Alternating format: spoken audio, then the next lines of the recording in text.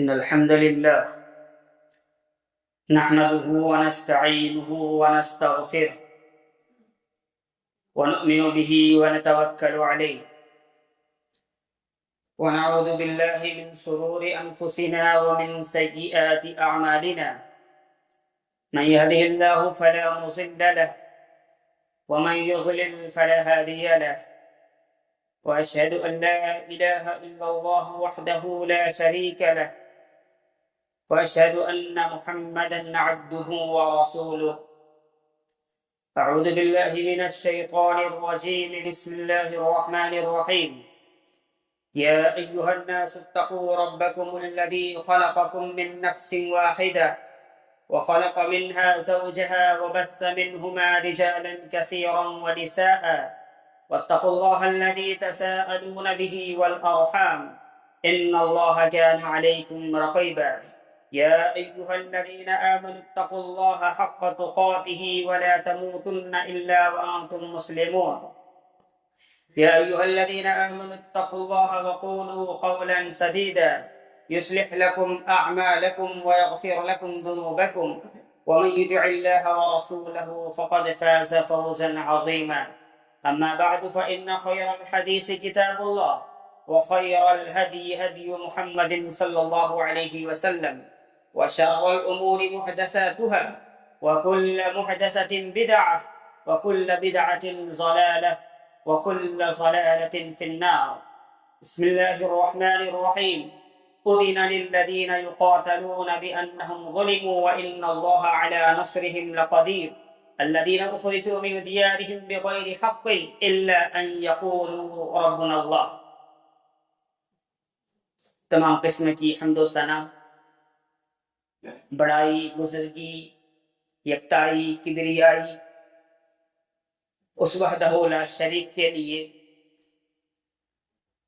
لائق اور زیبا ہے، جو ہم سب کا اکیلا اور تنہا خالق، مالک، رازق اور مدبر الامور ہے۔ بعدہ تمام انبیاء علیہم السلام پر درود و پاک ہو، خصوصاً بالخصوص ہمارے اور آپ کے آخری نبی احمد مجتبی محمد مصطفیٰ صلی اللہ علیہ وسلم پر۔ اللہم صلی وبارک سلم علیہ۔ بزرگان محترم، دینی ملی اسلامی بھائیوں، پردہ نشین خواتین اسلامیہ اور عزیز بچوں، ہم سب اس بات سے واقفیت رکھتے ہیں، یہ بات ہم سب جانتے ہیں کہ ہم جس مہینے سے گزر رہے ہیں یہ اگست کا مہینہ ہے۔ اس مہینے کے تعلق سے جب اس کی 15 تاریخ آتی ہے تو پھر انڈیپینڈنس ڈے کے نام سے، یوم آزادی کے نام سے خطابات ہوتے ہیں، خطبے ہوتے ہیں۔ اس کے تعلق سے مسلمانوں کو یہ یاد دہانی کرائی جاتی ہے، یہ باتیں یاد دلائی جاتی ہے کہ ہم ایک زمانہ تھا کہ کسی انگریز کا غلام ہوا کرتے تھے، لیکن اللہ تبارک و تعالیٰ کا فضل، اللہ تبارک و تعالیٰ کا احسان، اللہ کا کرم، اللہ کی رحمتیں ہم پر ہوئی کہ ہمارے آبا و اجداد نے اس ملک کو آزاد کرنے کے لیے طرح طرح کی قربانیاں پیش کی اور ہمیں آزادی دلائی۔ اس کے تعلق سے ہمارے سامنے جب بھی اس طرح کا موقع آتا ہے باتیں پیش کی جاتی ہے۔ میرے بھائیوں اور دوستو، یہ بات ہمیں اور آپ کو یاد رکھنی ہوگی کہ جس ملک کا بھی انسان ہو، جہاں کا بھی رہنے والا ہو، ہم ہندوستان کے رہنے والے ہیں، ہم بھارت کے رہنے والے ہیں، دیگر ممالک کے جو رہنے والے ہیں، وہ تمام کے تمام انسان اپنے ملک سے بڑی محبت کرتے ہیں، اپنے ملک سے ان کو بڑی محبت ہوتی ہے، بڑی الفت ہوتی ہے، اور یہ کہہ لیجیے کہ ایک والہانہ محبت کرتے ہیں، حد سے زیادہ چاہتے ہیں۔ کیوں؟ اس لیے کہ وہ وہاں پر رہتے ہیں، ان کے بال بچے وہاں ہیں، ان کا گزر بسر وہاں ہے، ان کی جائیدادیں وہاں ہیں، ان کی اولادیں وہاں ہیں، وہاں پر ان کی زندگی کٹتی ہے۔ تو اس بنا پر انسان کے اندر ایک فطری چیز ہوتی ہے کہ وہ انسان جس ملک کا رہنے والا ہوتا ہے، جس قریہ، جس گاؤں، جس شہر کا رہنے والا ہوتا ہے، اس سے بڑی محبت ہوتی ہے۔ اسی طرح سے آپ صلی اللہ علیہ وسلم مکہ کے رہنے والے تھے، آپ کی پیدائش مکہ میں ہوئی، آپ علیہ السلام مکہ سے بہت محبت کیا کرتے تھے، آپ صلی اللہ علیہ وسلم مکہ کو چھوڑنا نہیں چاہتے تھے۔ آئیے کچھ باتیں آپ کو اس کے تعلق سے میں بتاتا ہوں۔ دیکھیں کہ جب نبی اکرم صلی اللہ علیہ وسلم کے اوپر نزول وحی کا سلسلہ شروع ہوا، آپ کے اوپر جب وحی آنی شروع ہو گئی، یعنی آپ نبی بنا دیے گئے، آپ کے اوپر جب وحی آئی تو آپ نبی بنا دیے گئے، اس وقت حضرت خدیجہ رضی اللہ عنہا آپ صلی اللہ علیہ وسلم کو اپنے چچا زاد بھائی ورقہ بن نوفل کے پاس لے کر کے جاتے ہیں۔ ورقہ بن نوفل آپ صلی اللہ علیہ وسلم سے جو کچھ وحی کے بارے میں پوچھنا تھا آپ سوال کرتے ہیں، اور پھر آپ صلی اللہ علیہ وسلم نے غار کے اندر جو کچھ بھی معاملہ ہوا تھا اس کو پیش کرتے ہیں ورقہ بن نوفل کے سامنے۔ اس وقت ورقہ بن نوفل کیا جواب دیتے ہیں اس کو ذرا سنیں۔ کہتے ہیں هذا الناموس الذي انزل على موسى عليه الصلاة والسلام یا لیتنی فیما جزع یا لیتنی اکون حیا حین یخرجک قومک، متفق علیہ روایت۔ ورقہ بن نوفل نے کیا کہا؟ یہ تو وہی ناموس یعنی معزز، رازدار ملائکہ اور فرشتہ ہے جسے اللہ نے موسیٰ علیہ السلام کے اوپر وحی دے کر کے بھیجا تھا۔ یہ وہی فرشتہ ہے، انہیں کی بات ہو رہی ہے اس طرح کی۔ میں آپ کے عہد نبوت کے شروع میں اگر جوان عمر ہوتا، کاش میں اس وقت زندہ رہتا جب آپ کی قوم آپ کو نکال دے گی۔ ورقہ بن نوفل نبی صلی اللہ علیہ وسلم سے کہہ رہے ہیں، اور سے سننے کا مقام، کہ کاش میں اس وقت زندہ ہوتا جس وقت آپ کی قوم آپ کو مکہ سے نکال دے گی۔ اللہ کے رسول صلی اللہ علیہ وسلم جب اس ورڈ کو، اس لفظ کو سنتے ہیں تو آپ فرماتے ہیں او مخرجی ہو، کیا وہ لوگ مجھے نکال دیں گے، مجھے مکہ چھوڑنا پڑے گا؟ دیکھیے مکہ سے کتنی محبت ہے، بڑا تعجب ہے کہ اپنے گھر سے ہم نکال دیے جائیں گے، اپنے وطن سے، اپنے گھر بار کو ہمیں چھوڑنا پڑے گا۔ بڑی محبت ہوتی ہے میرے بھائی اور دوست۔ اس پر ورقہ بن نوفل نے جواب دیا، نعم لم یأتی رجل قط بما جئت به الا عودی وان یدرکنی قومک ابصر انصرک نصرا مؤزرا، کہ ہاں جس طرح کی بات آپ کر رہے ہیں، اس طرح کی حق اور صداقت کی بات جس نے بھی کی ہے تو قوم کے کچھ لوگ اس کے دشمن بنے ہیں اور اس طرح کی باتیں ہوئی ہیں۔ وَإِنْ يُدْرِكُنِي قَوْمُكَ أَنْصُرْكَ نَصْرًا مُؤَزَّرًا، اس وقت اگر میں رہا، یعنی آپ کی نبوت کے وقت میں، آپ کے دور میں، جب آپ کی قوم آپ کو نکال دے گی، اگر میں وہ زمانہ پایا تو میں آپ کی بھرپور مدد کروں گا، آپ کی میں بہت ہی زیادہ محبت کروں گا۔ امام صحیحی رحمہ اللہ اس حدیث کے تعلق سے رکھتے ہیں کہ ففی ھذا دلیل علی حب الوطن وشدت مفارقتہ علی النفس، یہ اس بات کی دلیل ہے کہ ایک آدمی کے دل میں اپنے وطن کے تعلق سے بڑی محبت ہوتی ہے، اور یقیناً محبت ہونی چاہیے۔ تو یہ حدیث مبارکہ اس بات کا پیغام دے رہی ہے پورے ہندوستان کے مسلمانوں کو کہ ہمیں اور آپ کو اپنے وطن سے بھرپور محبت ہونی چاہیے، اور ہم دل کھول کر کے اور ڈنکے کی چوٹ پر یہ بات کہتے ہیں کہ ہم مسلمان اس ملک سے ایک والہانہ محبت کرتے ہیں، سب سے زیادہ محبت کرتے ہیں۔ یہیں سے ان لوگوں کا توڑ بھی نکلتا ہے جو لوگ ہمارے سلسلے میں طرح طرح کے الفاظ طرح طرح کے پروپیگنڈے اور طرح طرح کے واہیات اور طرح طرح کی باتیں کرتے ہیں. ہمیں غدار کہا جاتا ہے, ہمیں بے ایمان کہا جاتا ہے, ہمیں طرح طرح کی باتیں کہی جاتی ہے. ارے او غدار کہنے والے, تم اس بات کو سنو, ہم نے اپنے وطن سے محبت کرنے کا طور طریقہ اس ذات غرامی سے سنی ہے جس کے اوپر ہم نے ایمان لایا ہے. ہم بے ایمانی نہیں کر سکتے ہیں. تم یہ کہتے ہو اپنی روٹی سیکنے کے چکر میں, اپنے سیاست چلتانے کے چکر میں, اپنی کرسی کو بچانے کے چکر میں کہ یہ مسلمان غدار ہو گئے. غدار تو تم ہو, غداری تمہارے یہاں پائی جاتی ہے, غدار لوگ تمہارے یہاں ہیں. ہم مسلمان وہ ہیں جو اس ملک ہندوستان سے سچی اور حقیقی محبت کرنے والے ہوتے ہیں. یہ ہم نے اپنے نبی کے طور طریقے سے لیا. یہ ایک حقیقت ہے مسلمان. اس پیغام کو لوگوں تک عام کرنے کی ضرورت ہے کہ کس طرح سے ہم اپنے ملک عزیز ملک ہندوستان سے محبت کرتے ہیں. میرے بھائیو اور دوستو, اس تمہید کے بعد آئیے 15 اگست کے تعلق سے, یوم آزادی کے تعلق سے کچھ باتیں آج کے اس خطبہ جمعہ میں آپ سب کے پیش نظر کر دینا چاہتا ہوں.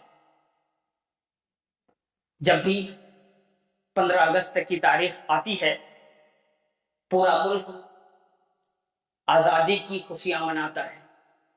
پورا ملک آزادی کی خوشیاں مناتا ہے, اور اس موقع سے ہمارے اور آپ کے سامنے ہندوستان کی آزادی میں مسلمانوں کا کردار کیا ہو, مسلمانوں نے کون سے رول ادا کیے, اس کے اوپر کہیں نہ کہیں کسی نہ کسی جگہ پر خطبات جمعہ میں روشنی ڈالی جاتی ہے. مسلمانوں کو تاریخ یاد دلائی جاتی ہے کہ علماء کی تاریخ کیا رہی ہے, مسلمانوں کا کردار کیا رہا ہے, سلفی علماء کی کیا اس میں شرکت رہی ہے, انہوں نے کیسے رول ادا کیے تھے اس ملک کو آزاد کرنے میں. آج کے اس خطبہ جمعہ میں سرسری طور پر آپ کے سامنے کچھ پیش کر دینا مناسب سمجھتا ہوں. مسلمانوں کا کردار, اس کے بیان کرنے کی وجہ کیا ہے؟ بنیادی طور پر ان کے 3 وجوہات ہیں. اس کے اسباب میں سے 3 سبب ہیں. پہلی بات یا پہلا سبب یہ ہے کہ آنے والی نسلیں اس بات کو یاد رکھیں, آنے والی نسلیں اس بات کو یاد رکھیں, اس تاریخ کو یاد رکھیں کہ ان کے اسلاف نے, ان کے آباء اور اجداد نے اس ملک کو آزاد کرنے کے لیے طرح طرح کی قربانیاں پیش کی. اپنی جان کی قربانی پیش کی, اپنے مال کی قربانی پیش کی, گھر بار کی قربانی پیش کی, اولاد کی قربانی پیش کی, اور طرح طرح کے مصائب اور مشکلات کا سامنا کر کے لہو کو ٹپکا کر کے اور اپنے خون کو بہا کر کے اس ملک کو آزاد کیا ہے. یہ ہمارے اسلاف کی تاریخ اور ہمارے اسلاف کی قربانیاں ہمیں بتلاتی ہے. تو پہلا سبب, ہماری آنے والی نسلیں اس بات کو یاد رکھے کہ یہ ملک یوں ہی آزاد نہیں ہوا, مٹھائی بانٹنے کی طرح اس کو نہیں کر دیا گیا کہ تم بھی ایک لڈو لے تو ختم ہو گیا. بڑی قربانیاں پیش کی گئی ہے اس کے تعلق سے. اور اسی طرح سے دوسرا سبب یہ ہے کہ ہندوستان کی تاریخ کو یہ جو روشن باغ ہے, مستقبل کی تاریخ اس کو یاد رکھے, آنے والی تاریخ اس کو یاد رکھے. یہ جملہ کیوں کہا جا رہا ہے, یہ بات آپ کے سامنے کیوں پیش کی جا رہی ہے؟ اسی لیے پیش کی جا رہی ہے کہ اس ملک ہندوستان کے اندر تاریخ کو مسخ کرنے والے, تاریخ کو مٹانے والے, اس میں گڑبڑی پیدا کرنے والے, اس میں جھوٹ کو شامل کرنے والے, اس کو جیسے تیسے پیش کرنے والوں کی کوئی کمی نہیں. اسی لیے اس روشن باغ کی جو تاریخ ہے, مستقبل کی تاریخ, اس کو یاد رکھیں. اور تیسرا سبب مسلمانوں کے کردار کے تعلق سے جو بیان کرنا ہے وہ یہ ہے کہ اس ملک کا وہ فرقہ پرست جو رہ کر اس ملک کے مسلمانوں کو یہ دھمکی دیتا ہے, مسلمانوں کو چڑھاتا ہے, مسلمانوں کے تعلق سے غلط رویے اختیار کرتا ہے, کہ ہم یہاں سے ان کو ہٹا دیں گے. گھر واپسی کا معاملہ، طرح طرح کی باتیں، ہم مسلمانوں کو یہاں سے بھگا دیں گے یا تو ان کو گھر واپسی کرنی پڑے گی. ہم یہ پیغام انہیں دینا چاہتے ہیں اپنے اسلاف کی قربانیوں کے ذریعے سے کہ یہ جو تم گندا خواب دیکھ رہے ہو، یہ جو تم بیکار کا خواب پالے ہوئے ہو اپنے دل کے اندر، یہ خواب دیکھنا چھوڑ دو، یہ خواب دیکھنا تم بند کر دو. اگر اس دھرتی سے، اس ہندوستان سے مسلمان چلا جاتا ہے، تم مسلمان کو یہاں سے بھگانے کی دھمکی دیتے ہو. اگر یہاں مسلمان چھوڑ کر کے چلا گیا، یہاں کی زمین روئے گی اور یہاں کی زمین تلاش کرے گی کہ وہ مسلمان کہاں چلے گئے جنہوں نے اپنے لہو سے ہمیں سینچا تھا، جنہوں نے اپنے خون سے ہمیں تیار کیا تھا، جنہوں نے اپنی گردنیں کٹا کر کے ہمیں ایک بہترین باغ کی شکل میں تیار کیا تھا. وہ مسلمان کہاں چلے گئے؟ یہاں کا آسمان روئے گا اور وہ آسمان چلا چلا کر کے یہ بات کہے گا، چیخ چیخ اور پکار پکار کر کے یہ بات کہے گا کہ وہ مسلمان کہاں چلے گئے جن کی قربانیوں کے ہم نے ہزاروں نظارے دیکھے ہیں اور جن کی قربانی کی ہم نے ہزاروں مثالیں دیکھی ہیں. وہ مسلمان کہاں چلے گئے؟ تو میرے بھائیوں اور دوستوں، کہنے کا مطلب یہ ہے کہ یہ 3 اسباب بیان کیے جائیں گے، یہ 3 اسباب پیش کیے جائیں گے ان لوگوں کے لیے جو لوگ ہمارے سامنے یا ہمارے لیے یا ہمارے آنے والے نسلوں کے لیے یا ہمارے مستقبل اور فیوچر کے بارے میں اس طرح کی باتیں کرتے ہیں. میرے بھائیوں اور دوستوں، یہ بات بھی ایک بہت بڑی حقیقت ہے، یہ بات بھی ایک بہت بڑی حقیقت ہے کہ مسلمان جنگ آزادی میں ہر موڑ پر قائد رہے ہیں، ہر موڑ پر انہوں نے قائدانہ رول ادا کیا ہے، ہر موڑ پر وہ سپہ سالار رہے ہیں. آپ دیکھیں کہ جنگ آزادی کے تعلق سے ایسا نہیں ہے کہ جنگ آزادی 40 سال 50 سال کی بات ہے اور پھر ختم ہو جاتی ہے، نہیں، بلکہ جنگ آزادی 200 سے لے کر کے 250 سال پر محیط ہے.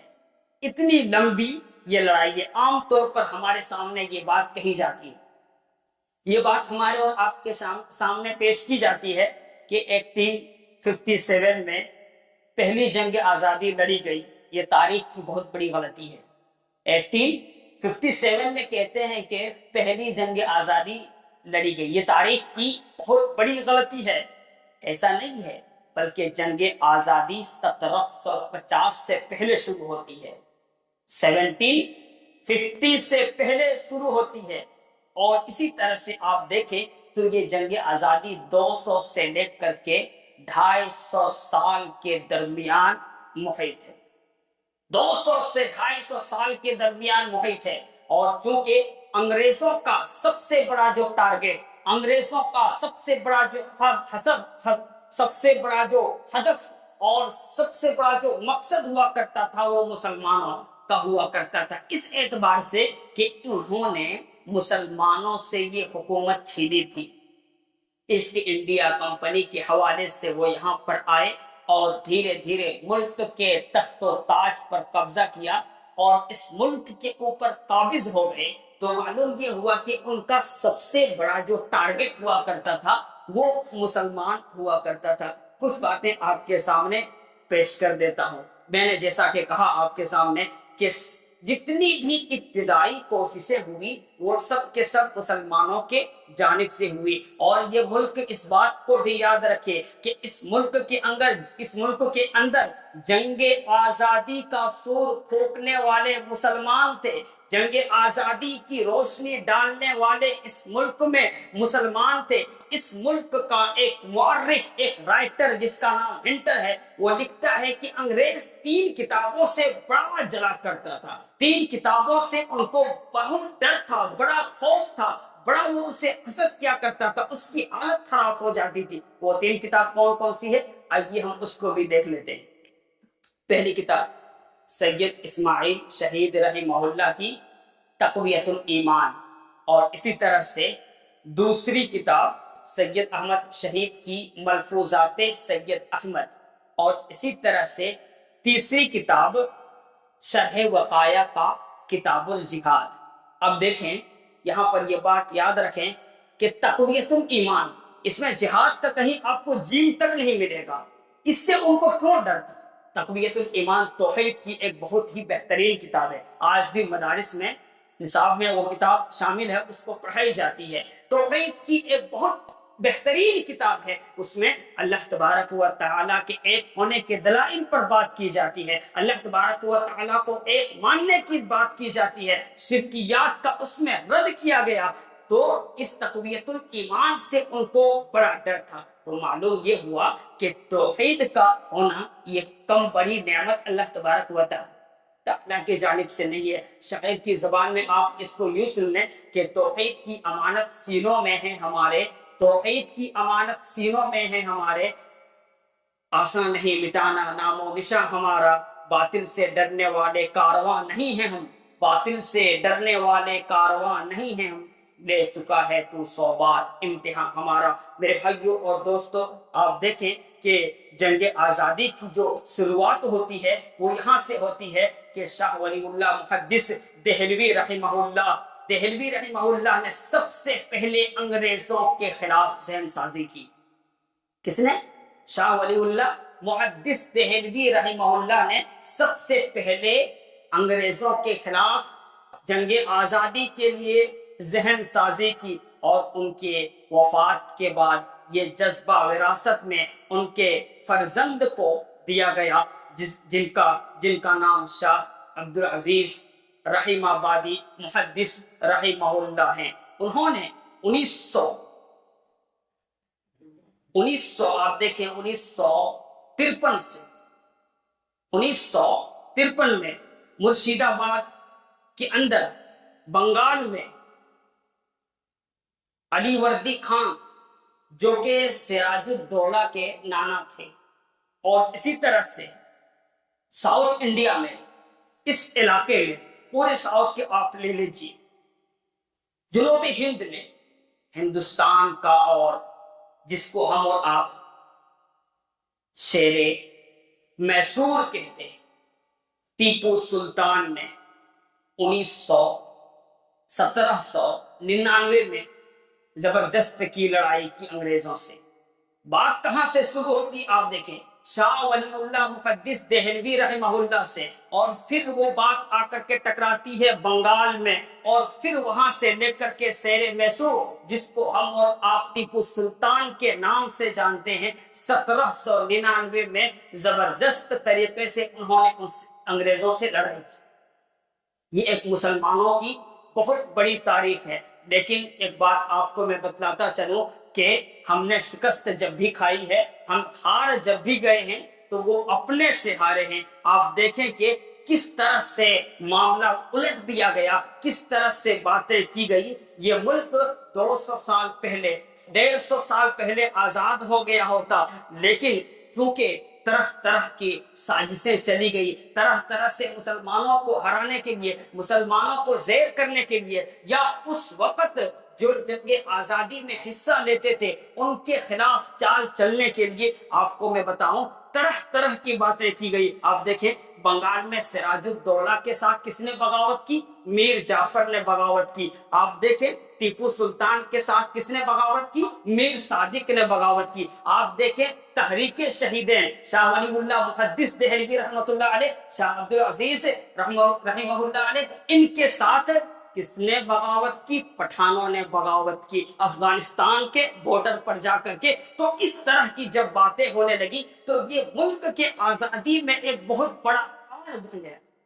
کہاں یہ ملک 150 سال پہلے آزاد ہو گیا ہوتا، وہیں پر یہ ملک کب آزاد ہوا؟ 1947 میں۔ کتنا لمبا عرصہ گزرا، اس کی وجہ کیا ہے؟ اپنوں کی غداری، اپنوں کی خیانت، اپنوں کی بے ایمانی۔ جب اس طرح کی بات ہوئی تو اتنا لمبا عرصہ گزرنے کے بعد یہ ملک آزاد ہوا۔ اور اسی طرح سے آپ دیکھیں کہ جنگ آزادی کا جو یہ منزل ہے یہ یوں ہی نہیں ہو گیا ہے میرے بھائیوں اور دوستوں تھے، اس کے لیے خون کی ندیاں بہانی پڑی ہے، کالا پانی کی سزا، پھانسی کی سزا، سولی پر چڑھائے گئے، علماء کے سر کو کاٹ کر کے درختوں پر لٹکایا گیا، طرح طرح سے ان کے اوپر ظلم کیا گیا۔ آپ دیکھیں اللہ اکبر، تاریخ بتلاتی ہے کہ اس ملک کی آزادی کے لیے جب بھی پکارا گیا تو اس ملک کے مسلمان سینہ تان کر کے اور سینہ سپر ہو کر کے انگریزوں کے سامنے کھڑا ہوا۔ آپ دیکھیں کہ ایک شاعر نے کیا کہا کہ سرفروشی کی تمنا اب ہمارے دل میں ہے، دیکھنا ہے زور کتنا بازوے قاتل میں ہے۔ الغرض یہ کہ پورے شعر ہے، ایک پورا مصرع اس کے اوپر ہے، ایک پوری نظم کہہ لیجیے اس کے اوپر ہے۔ ایک شاعر کا یہ کلام ہے، بات ایک انسان کی ہے، لیکن پورے ہندوستانی مسلمان کا دل اس پر ہے کہ سرفروشی کی تمنا اب ہمارے دل میں ہے، دیکھنا ہے طاقت کتنی بازوے قاتل میں ہے۔ میرے بھائیوں اور دوستوں، اگر ہم واقعات کی روشنی میں دیکھیں تو اس ملک کا مسلمانی حکومت کا سب سے آخری بادشاہ، جس کو ہم اور آپ کس نام سے جانتے ہیں؟ بہادر شاہ ظفر کے نام سے جانتے ہیں، بہادر شاہ ظفر۔ پتہ ہے انگریزوں نے ان کے ساتھ کیا کیا؟ انگریزوں نے ان کو گرفتار کر لیا، انگریزوں نے ان کو گرفتار کر لیا، اور گرفتار کرنے کے بعد، قید کرنے کے بعد، ان کے 4 جوان بیٹے جو بڑے ناز و نعمت میں پلے تھے، ان کے 4 جوان بیٹوں کو انگریزوں نے ان کی آنکھوں کے سامنے قتل کر دی۔ کتنی خطرناک اذیت دیتا تھا وہ انگریز، کتنا خطرناک ستاتا تھا، آپ ذرا تصور میں لائیں۔ ایک بیٹے کو کہیں تھوڑی سی چوٹ اور خراش آ جائے تو اس کی حالت خراب ہو جاتی ہے۔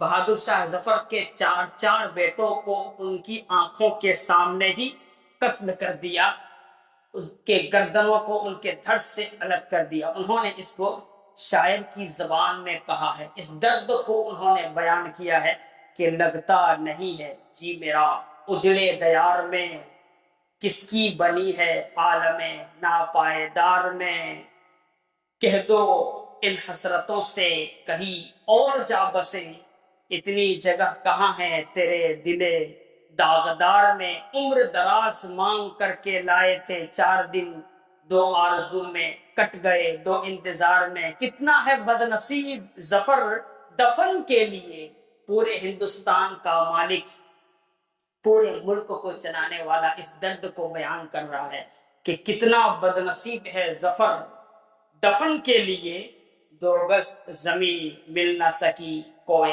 یار میں۔ میرے بھائیوں اور دوستوں، آپ دیکھیں تاریخ کی روشنی میں آپ کے سامنے کچھ اور باتیں میں جنگ آزادی کے تعلق سے بتا دیتا ہوں۔ علماء صادق پور، علماء صادق پور یہ کون ہے معلوم ہے؟ صادق پور پٹنہ کا ایک محلہ ہے، صادق پور کا پرانا نام عظیم آباد ہے۔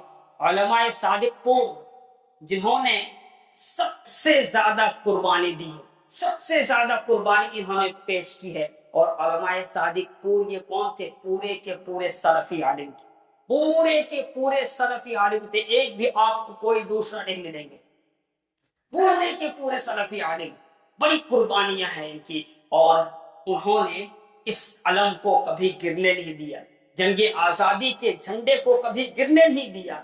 جب کوئی مرتا تو اپنے پیچھے چھوڑنے والی اولاد کو یہ نصیحت کر جاتا کہ دیکھو کبھی بھی اس علم کو گرنے نہ دینا۔ پتہ ہے انگریزوں نے ان علماء صادق پور کے ساتھ کیا کیا تھا؟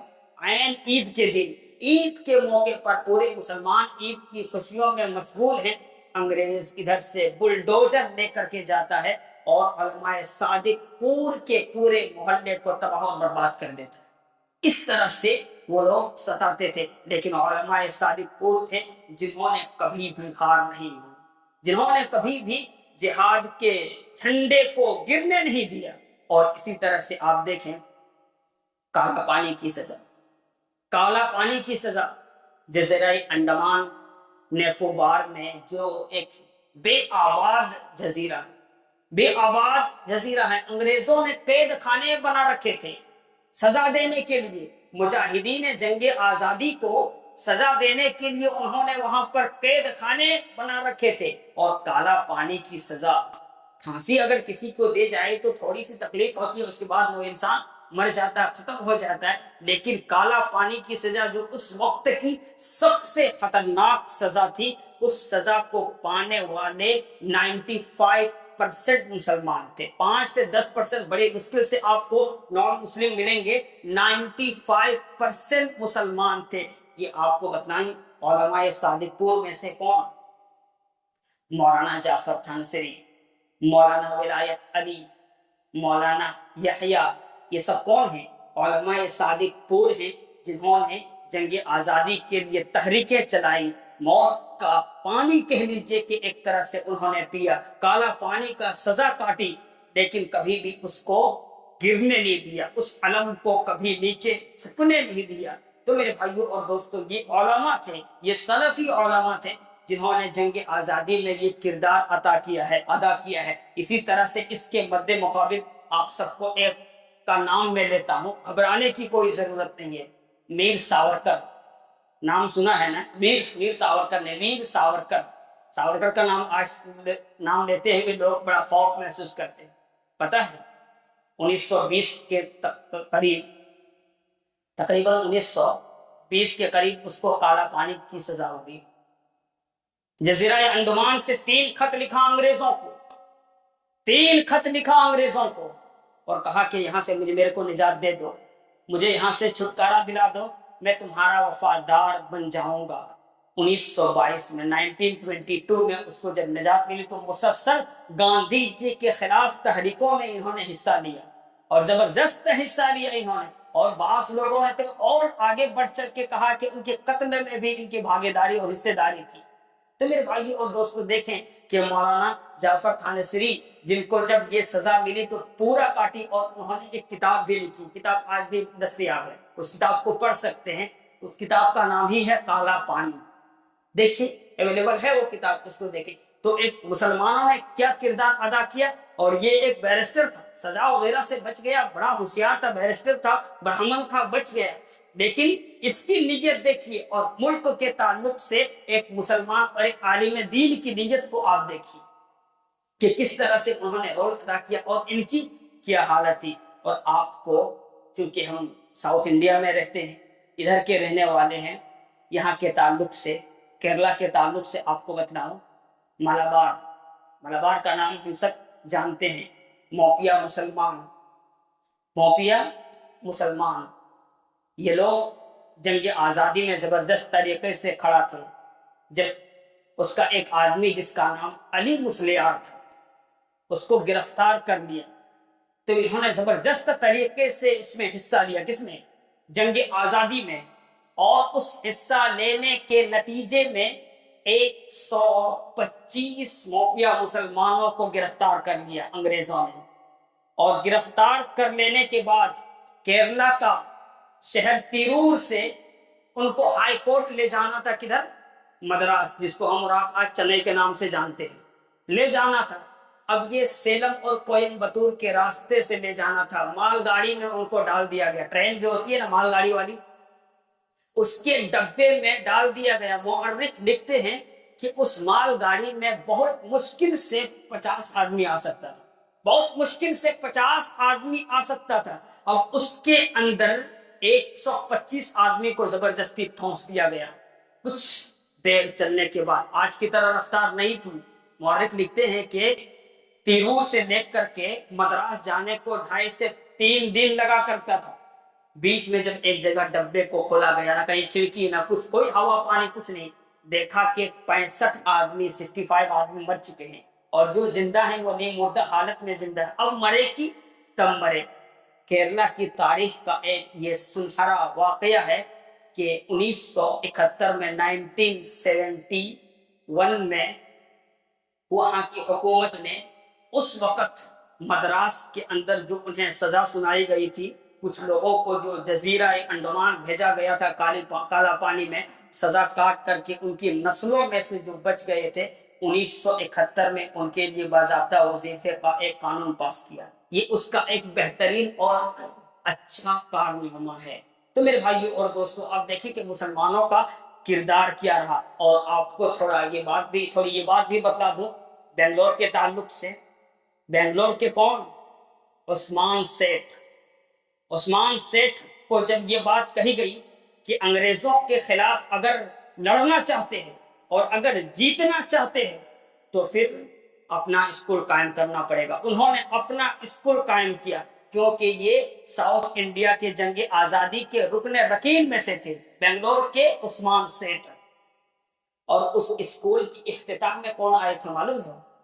گاندھی جی، اسی طرح سے پنڈت جواہر لال نہرو، اور اسی طرح سے مولانا شوکت علی وغیرہ آئے تھے۔ جب گاندھی جی کو عثمان سیٹھ کے بارے میں یہ بات معلوم ہوئی کہ یہ بہت امیر آدمی ہے، تو انہوں نے التجا کی عثمان سیٹھ سے کہ آپ اپنی جائیداد میں سے کچھ جنگ آزادی کے لیے خرچ کریں۔ عثمان سیٹھ نے کئی ایک جائیداد کو بیچ کر کے جنگ آزادی کے لیے اپنے پیسے کو لگایا۔ تو مسلمانوں کا آپ کردار دیکھیں، اور آج کے دور میں ہم مسلمانوں کو کس نگاہ سے دیکھا جا رہا ہے۔ اور اسی طرح سے آپ دیکھیں مولانا ابوالکلام آزاد، اتنے بڑے مفکر، اتنے بڑے محدث، اتنا بڑا دور اندیش آدمی مسلمانوں میں، ہندوستان میں آج تک اتنے بڑے دور اندیش آدمی میرے خیال سے اس کے بعد کوئی پیدا نہیں ہوئے۔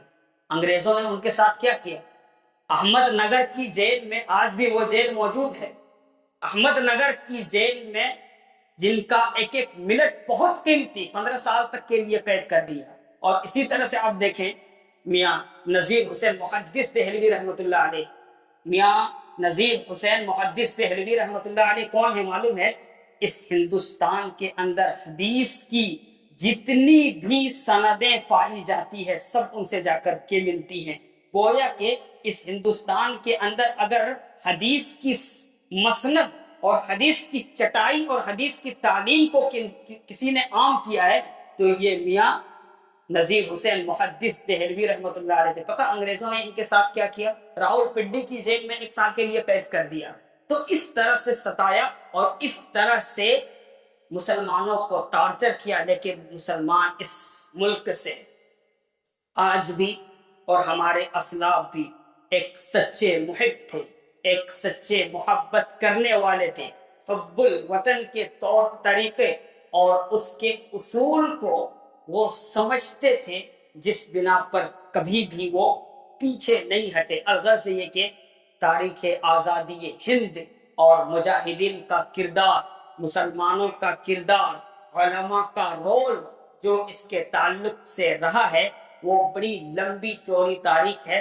آپ کے سامنے یہ مختصر سی باتیں آج کے اس خطبہ جمعہ میں پیش کر دیا گیا۔ میرے بھائیوں اور دوستوں، ہمارے ساتھیوں میں سے کہہ لیجئے کہ ایک انتقال کر گئے ہیں، ان کے جنازے کی نماز ابھی جمعہ کے بعد ادا کی جائے گی۔ آپ تمام لوگوں سے گزارش کرتے ہیں، آپ تمام لوگ ان کی ثابت قدمی کے لیے، ان کی مغفرت کے لیے دعائیں کریں۔ اللہ تعالیٰ سے دعا ہے کہ اللہ تبارک و تعالیٰ ان کو ثابت قدم رکھے، اللہ تبارک و تعالیٰ ان کی مغفرت فرمائے، اللہ تبارک و تعالیٰ ان کی قبروں کو نور سے بھر دے، اللہ تبارک و تعالیٰ ان کے اہل و عیال کو، ان کے دوست و احباب کو صبر جمیل کی توفیق دے۔ اقول قولی ھذا استغفر اللہ لی ولکم ولسائر المسلمین والمؤمنین والمؤمنات استغفروہ۔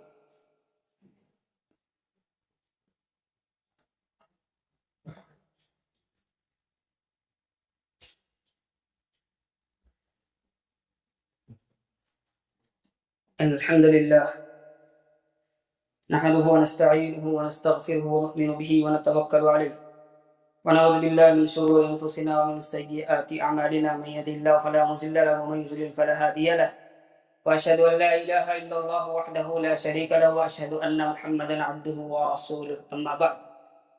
بسم الله الرحمن الرحيم. إن الله وملائكته يصلون على النبي يا أيها الذين آمنوا صلوا عليه وسلموا تسليما.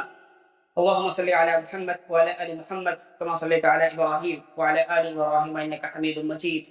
اللهم بارك على محمد وعلى آل محمد كما باركت على إبراهيم وعلى آل إبراهيم إنك حميد مجيد. عباد الله رحمكم الله، إن الله يأمركم بالعدل والإحسان وإيتاء ذي القربى وينهى عن الفحشاء والمنكر والبغي يعظكم لعلكم تذكرون. اذكروا الله يذكركم وادعوه يستجب لكم ولذكر الله أكبر والله يعلم ما تصنعون.